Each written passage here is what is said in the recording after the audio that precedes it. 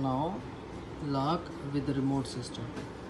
See, same procedure. The green one positive, white one ground, and the L lock plus wire connect to the 12 plus option, and the L minus, that one push button. Before L minus and ground push button option. Now we are connecting to the remote receiver and the remote system. See, now we are using L minus one wire, bring to the receiver, and now blue wire and green one positive, green white ground, and blue white ground to common looping.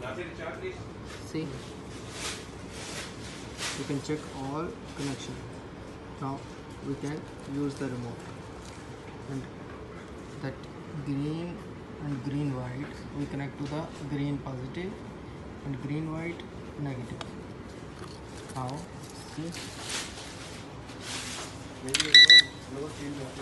close, open the door. After, automatically door close. See, door close. They have sensor here, magnet sensor. Automatically door close. Now again open the door.